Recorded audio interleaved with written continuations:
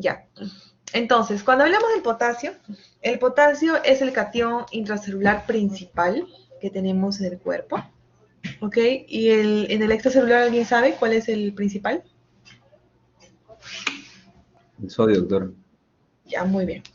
Entonces, en cuanto a la homeostasis del potasio, sabemos que, bueno, el potasio es importante porque se mantiene en concentraciones plasmáticas dentro de un rango muy estrecho, ¿ok? Y se obtiene de la siguiente manera. Primero, porque va a depender mucho de la ingesta de potasio, va a depender de la excreción de potasio y la distribución entre los compartimientos intra y extracelulares, ¿ok? El 2% del potasio total está en el extracelular y el 98% en el intracelular, siendo el más importante. ¿Ok? Y esta diferencia va a determinar el voltaje celular en reposo, ¿no es cierto? Con el interior, el interior orientado negativamente. Mientras más concentración haya de potasio, más negativo es el intracelular.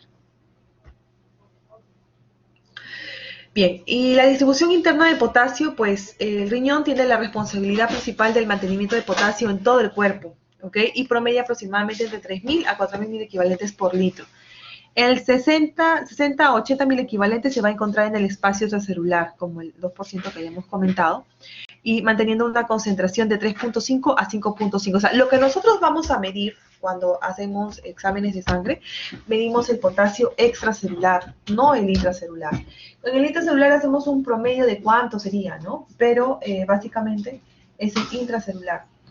Es el extracelular lo que nosotros vamos a medir, que va de 3.5 a de 3.5 a 5.5.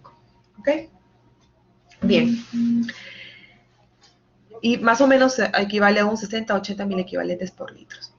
Grandes cambios o desviaciones fuera de este rango no son compatibles con la vida.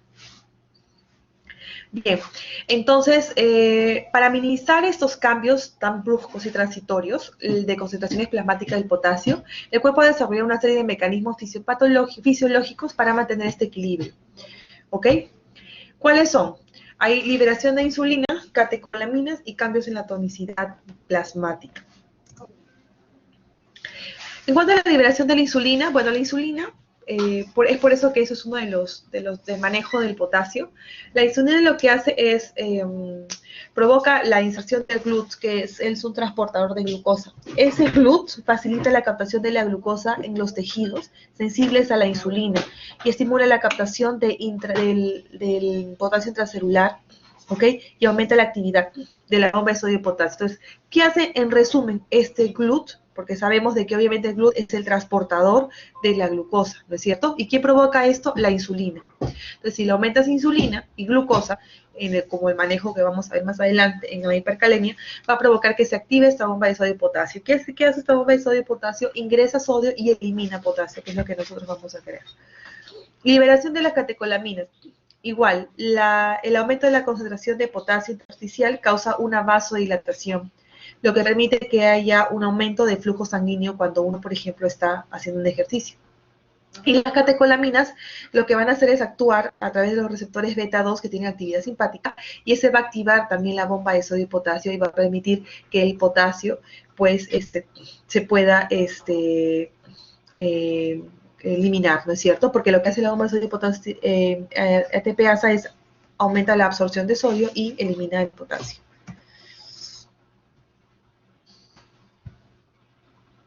Bien, y cuando hablamos acerca del cambio en la tonicidad plasmática y trastornos ácido-base, hablamos de que la acumulación de estos moles activos, como cuando hablamos de la tonicidad, ¿no? Que dan, por ejemplo, la glucosa, el mannitol y la sacarosa en el extracelular, crea una gradiente osmótica. Esta gradiente osmótica, es decir, lo que genera es que jale esos solutos, va a favorecer al movimiento de este potasio, ¿no? Desde el compartimiento intracelular al extracelular, cuando hablamos en el caso de hipocalemias. ¿Ok? Todo esto lo que altera, ojo, que se da en pacientes con hiper o hipocalemia. Y una disminución del volumen concentra también el potasio intracelular, favoreciendo el flujo de la salida a través de los canales de potasio.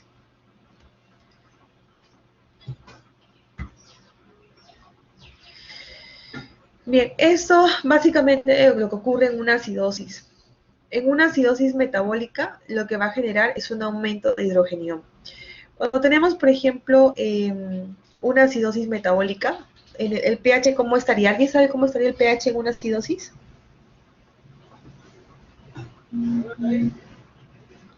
Menor Chicos, de 35 ya, gramos. menor, ¿no es cierto? Perfecto, está disminuido. Y eso indica que los hidrogeniones están aumentados, ¿no es cierto?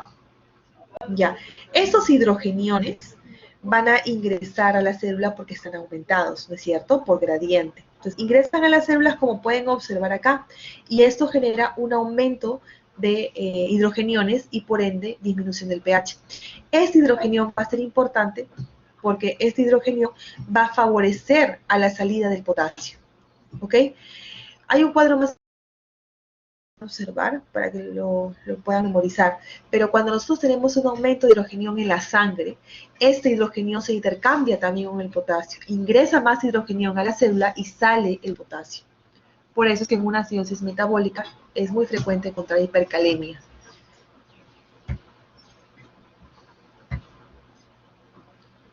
Bien, entonces sabemos el riñón y el potasio lo siguiente.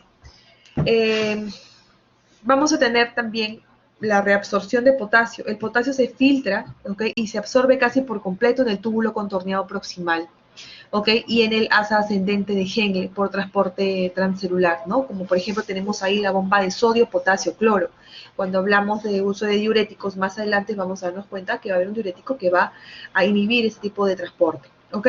Pero se va a reabsorber por esto, se reabsorbe por la bomba de sodio, potasio, cloro en el asa de Henle, ¿ok? Y también porque se reabsorbe, al igual que el sodio y el agua, el bicarbonato, en un gran porcentaje de potasio en el túbulo contorneado proximal.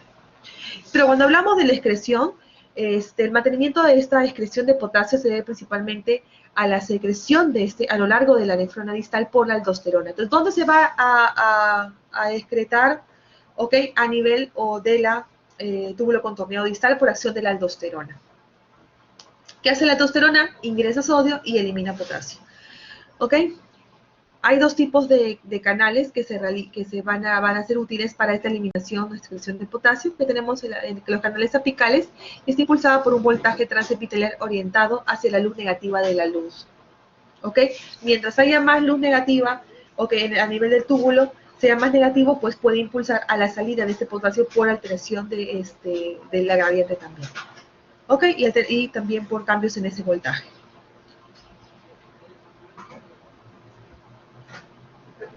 Entonces aquí tenemos el túbulo contorneado distal en el porción 1 y porción 2, donde va a actuar igual de aldosterona, tanto en el túbulo contorneado como en el túbulo conector. ¿Ok? Entonces, aquí tenemos la acción de la aldosterona. ¿Qué hace la aldosterona? En realidad dos cosas. Reabsorbe sodio y elimina potasio. Y este potasio, porque estamos hablando aquí a nivel de la sangre, ¿ok? A nivel sanguíneo, ¿no es cierto? Actúa la aldosterona en la parte vasolateral y permite la reabsorción de sodio hacia la sangre y la eliminación del potasio. Y este potasio se va a eliminar por dos tipos, por los canales ROMCA, que son canales especialmente de potasio, ¿ok? Y eso también va a favorecer a los canales ENAC, que son para la liberación de sodio, ¿ok? Pero básicamente los canales ROMCA, que son los que se van a eliminar.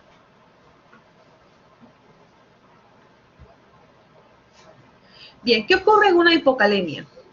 En una hipocalemia se define como una concentración menor a 3.5 mil equivalentes por litro. Puede ser una hipocalemia transitoria que se debe a un desplazamiento, como habíamos comentado, por ejemplo, más adelante lo vamos a ver en el caso de betas los agonistas o adrenérgicos, en el caso de insulina con uso de glucosa, etcétera. ¿Okay? O una hipocalemia sostenida, y eso se puede deber por dos cosas, o una ingesta inadecuada, como hemos visto en la homeostasis, o una pérdida excesiva, ¿okay? De potasio. Puede ser leve de 3.5 a 3, moderada de 2.5 a 2.5 o severa menos de 2.5. ¿Okay? ¿Cuál es la causa? O una disminución en la ingesta, o un aumento en la eliminación, o una alteración en la distribución, ¿okay? Entre el intra y el extracelular. Este aumento de pérdidas pueden ser renales o extrarrenales, y más adelante lo vamos a observar. Bien, entonces acá puede ser por un desplazamiento, como hemos comentado, entre el intra y el celular, por una eliminación renal de potasio o un aumento de pérdidas gastrointestinales. Entonces las causas pueden ser o ingiero menos, o elimino más. ¿Y cómo voy a eliminar más? Por un aumento de la eliminación renal o un aumento por las pérdidas gastrointestinales o por una alteración en el cambio entre el intra y extracelular. Aquí tenemos el más frecuente, que son los beta-2 adrenérgicos o betas-adrenérgicos, por ejemplo, los broncodilatadores, ¿no?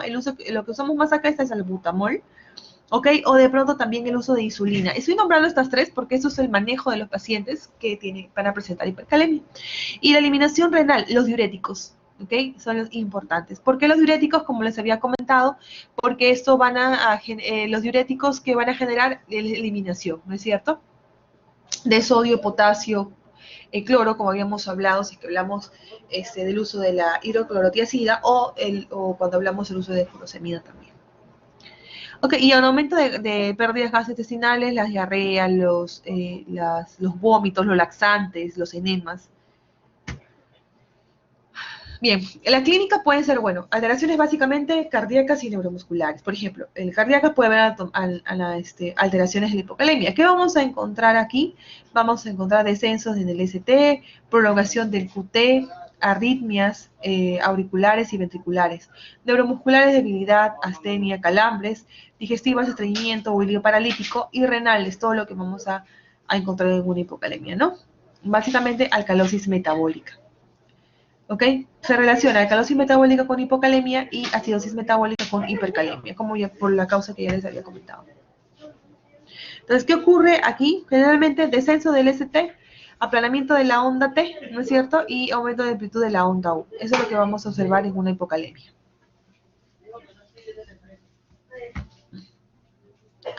Esta es la gradiente transtubular de potasio. Eso no lo voy a mostrar a ustedes porque es un poco complicado y eso ya para cuando estén mucho más adelante, pero básicamente lo que mide esto es cuánto de potasio vas a eliminar a nivel tubular, es decir, en pocas palabras, la función de la aldosterona. Mientras la gradiente transtubular de potasio sea mucho menor, va a haber ausencia de esta función de la hormona diurética, pero mientras la gradiente transtubular de potasio sea mayor, entonces quiere decir que la actividad de la aminocorticoides está presente. Básicamente, ¿qué mineralocorticoides? Hablamos de la aldosterona, ¿ok? Bien, este cuadro, en resumen, es algo sencillo. Por ejemplo, tenemos nosotros una hipocalemia, ¿no es cierto? Un potasio menos de 3.5.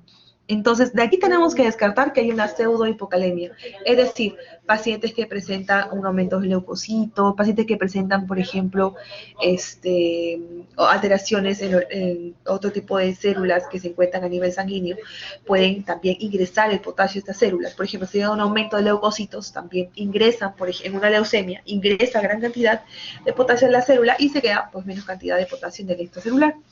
Entonces, una vez que hemos descartado eso, hacemos una historia clínica y valoramos el volumen extracelular.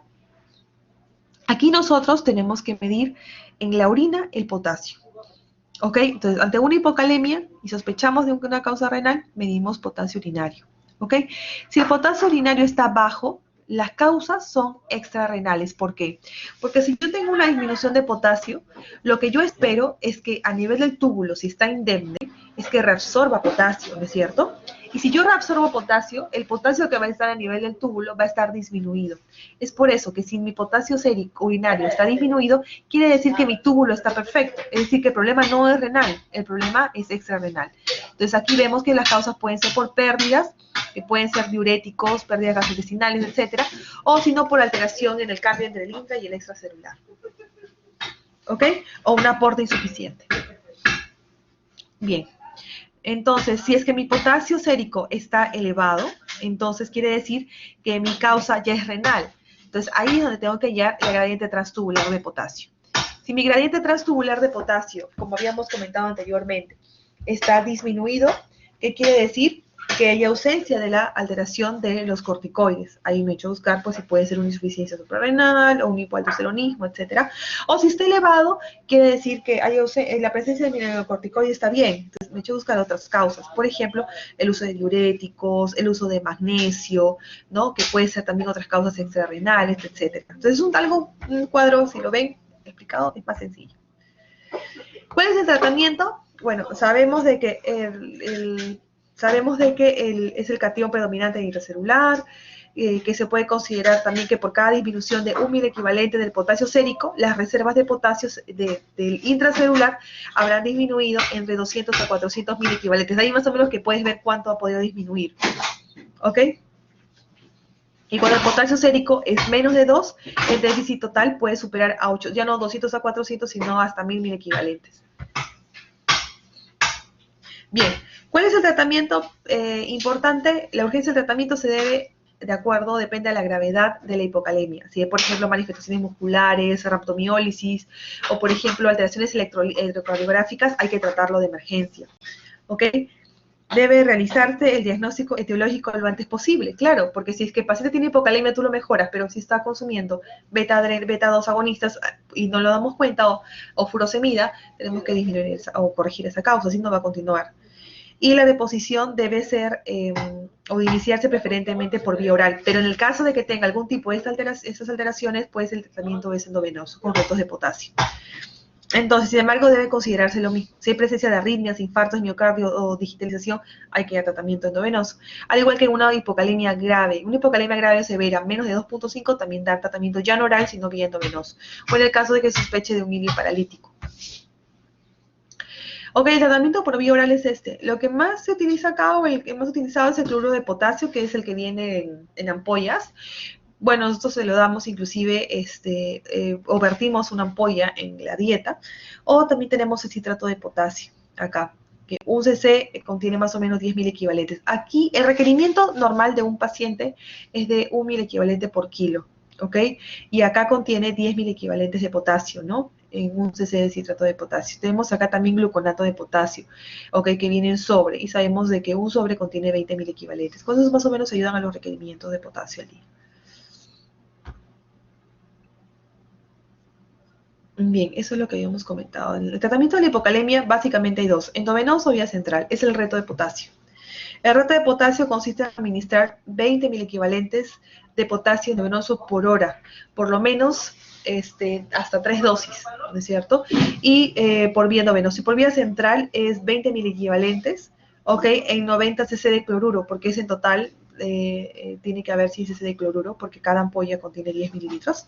¿Ok? En 100 cc de cloruro y pasar en una hora, por lo menos por 3 veces, ¿ok? Y no más de 150.000 equivalentes. El reto de potasio se ingresa por vía central, por un catéter venoso central. ¿Ok? Tú le administras el potasio, mides el potasio y si no, vuelves a administrar en una hora. Ese es el reto de potasio. Por vía endovenosa periférica se puede dar, sí, hasta 20.000 equivalentes, ¿no? En el caso de una hipercalemia es diferente. La hipercalemia pues puede ser de 5 a 5.5. ¿Ok? Puede ser leve de 5 a 5.5, moderada de 5.5 a 6 y severa mayor de 6. Igual, si el otro era disminución de la ingesta, es aumento de la ingesta o una excreción renal alterada, es decir, había una disminución de la excreción o una alteración también del intercambio intracelular. ¿En qué caso puede verse alterada esta eliminación? Ya no como los otros que habíamos comentado, que era, por ejemplo, una diarrea, ¿no? Aquí, por lesión renal aguda. Básicamente, las injurias renales agudas generan esta alteración en los transportadores a nivel tubular y genera la hipercalemia o una enfermedad renal crónica. Bien, primero ver que no sea una pseudohipercalemia, ¿no es cierto? En muestra embolizada. A veces tomas la muestra y de pronto el transporte no ocurre en el tiempo ideal y se emboliza la muestra. Entonces, eso genera que el potasio que está dentro de las células de los glóbulos rojos puedan salir.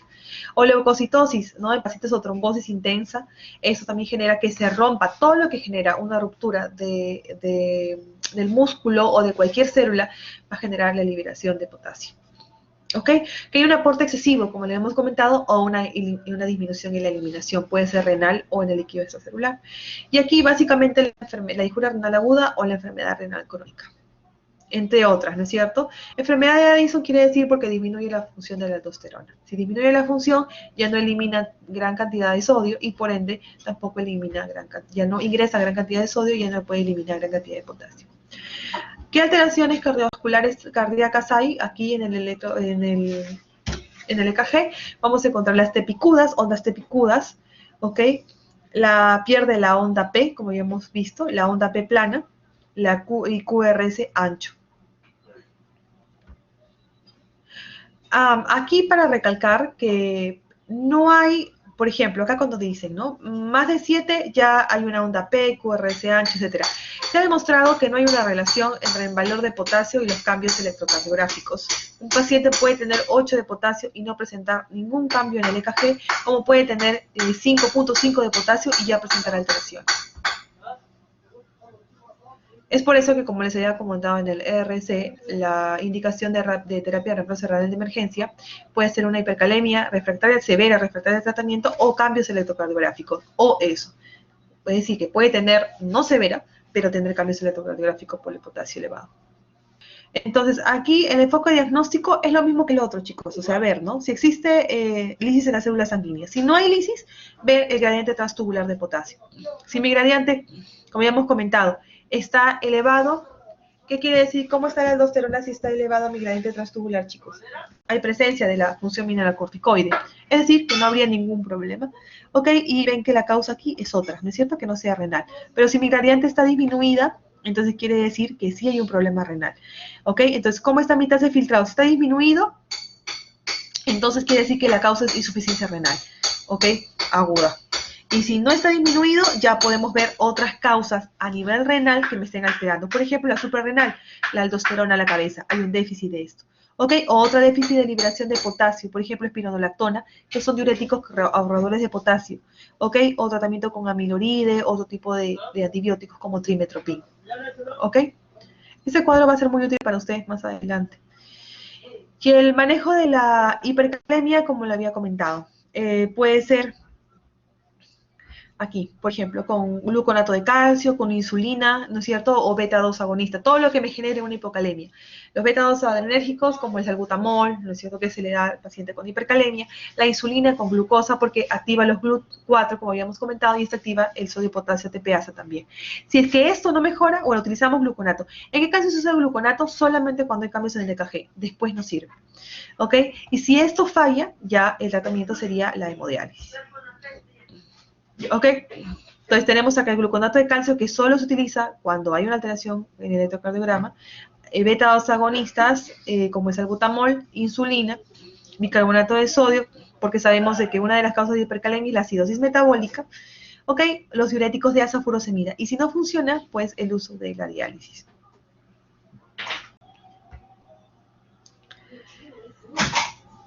Ok, ante una hipercalemia crónica asintomática, lo que se puede realizar es lo siguiente, restricción. O sea, no solamente, no toda la hipercalemia se trata de manera brusca. Si es crónica, ok, es decir, que el paciente está estable, no presenta alteraciones ni musculares ni cardíacas. Entonces, ahí tenemos que tratar al paciente básicamente con restricción de potasio en la dieta, valorar la suspensión de fármacos que se generan hipercalemia. Esto ocurre generalmente en pacientes con RC. Pacientes con enfermedad renal crónica ya vienen con hipercalemias, pero son tolerables, es decir, no es una hipercalemia severa, ¿ok?, refractaria al tratamiento, para indicar diálisis, no es una hipercalemia que causa alteraciones electrocardiográficas. Ese tipo de pacientes, tratarlo con calma, porque son pacientes ya crónicos. Entonces ahí restringimos potasio y damos fármacos para hipercalemia, por ejemplo la furosemida, o resinas e intercambiadoras de catiónicas, ¿no es cierto?, que se pueden eliminar por las heces.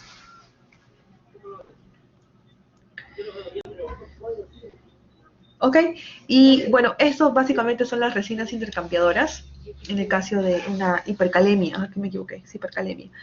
Y acá el que usamos más, en realidad es el cayexalate, pero se ha demostrado en un estudio que el cayexalate puede provocar perforación intestinal, pero sí se utiliza el cayexalate para eliminar el potasio a nivel de las heces. Bueno, son las verduras que van a generar gran cantidad de potasio en pacientes crónicos con hipercalemia no severa y sin alteraciones electrocardiográficas. En la dieta básicamente se evita alimentos que sean, por ejemplo, si hablamos de verduras cítricas, ¿no? Las frutas, por ejemplo, como la naranja, las fresas, la mandarina, tienen mucha más cantidad de potasio que el plátano. Entonces se evitan ese tipo de frutas. Y verduras que sean frescas. Las verduras frescas también tienen gran cantidad de potasio. En ese caso, si quiere consumir el paciente este tipo de alimentos, tiene que solamente cocerlas. Al cocerlas o hervirlas, elimina la gran cantidad de potasio que tiene. La leche, el yogur, el queso, el chocolate, el cacao, los embutidos, el pan integral, las sopas de sobre, todo esto tiene gran cantidad de potasio. Bien, chicos, ¿alguna pregunta? Creo que va a haber una clase teórica también. A ver, Diego. Sí, doctora, ¿podemos tener un paciente que tiene enfermedad renal crónica y tener hipercalemia? ¿O lo normal es que tenga hipercalemia? No, lo normal, lo frecuente es que sea hipercalémico. ¿Por qué? Porque en un paciente renal ya hay una alteración tubular. Entonces, si se altera el túbulo y lo ideal es que tú elimines potasio, cuando hay una alteración de esta función normal del túbulo, lo que vas a generar es una disminución en la eliminación de potasio, por eso genera hipercalemia. Y si Ahora, encontramos puede ser hipovolemia, otras causas extrarrenales. Puede ser un paciente que sea claro, ¿no? renal crónico y de pronto tenga diarreas, o pacientes, por ejemplo, renales que le das una excesiva cantidad de furosemida o diuréticos, ¿no es cierto? Otras causas. Pero de por sí, por el daño tubular puede haber esa hipercalemia, pero puede tener otra patología también. Como sabemos, puede haber una disminución en la ingesta, puede haber pacientes que haya presencia de una disminución en la eliminación extrarrenal, o una alteración en el intercambio. Pacientes que tienen hipercalemia, de pronto le damos gran cantidad de salbutamol y llega a ser hipocalémico, sí, claro. Pero otras causas. ¿Me dejé entender?